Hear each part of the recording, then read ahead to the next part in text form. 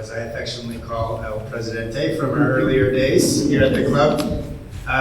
Yeah, thank you for being here and the opportunity to speak about Banook. I think the video captured it really nicely, but from a personal side, this club has had a tremendous impact on my life. Oops, sorry about that. I had that off the phone. Anyway.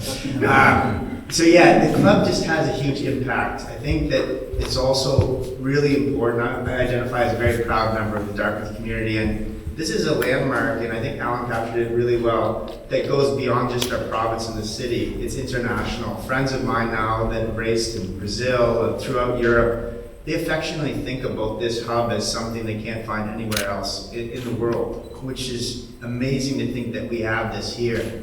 So I think the club, from what it can provide for that journey for kids, all the way up to the very competitive level, it's very broad, but I feel that on a human level, and Anne touched on this really well, the club fosters a really special type of relationship that it really encourages people to be outside, to be on water, which I still identify so like much of my health and my well-being to like that connection to water, and it's a lifelong thing that you can't shed once you get into it. So it's, be careful what you wish for, but once you're connected to the water the way you are through something like Banook, it's really meaningful. But yeah, and just the personal relationships, you learn a lot from people. I mean, I grew up and I learned from folks like Mark and Ann that impart those lessons on you when you're a young kid and guide you, right? And it becomes a broader community. I traveled with Jacob Woods, who was recognized there as a para-athlete when we went to Europe, and he shows you through the lens of somebody working through a disability what it means to enter the sport landscape that way, right?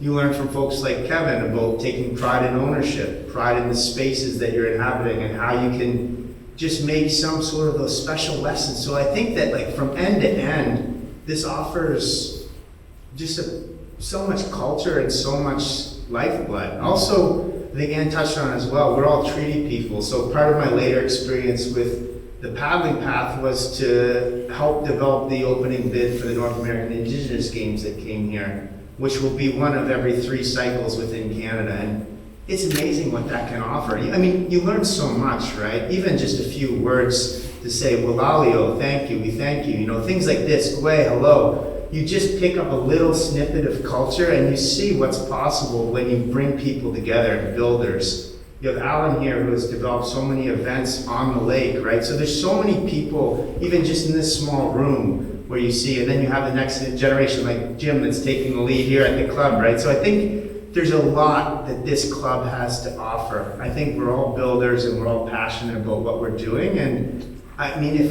you want to understand on a personal level, I just think, truly, I said it in the video and I really mean it wholeheartedly, this club offers a transformative opportunity for this community and for everyone that touches it. And you don't need to be a competitive paddler to come here for a wedding or something else and just look out at the lake and just feel happy, right? And I think at the end of the day, this is one of the most special places in the world, this lake in this setting. And this is an anchor for that to be carried forward for the next 100 years, right? The next 120 years. So I thank you. Merci beaucoup, Walalio. We're thankful for this opportunity and this club and hope that you'll be a big part of the next 100. So thank you very much.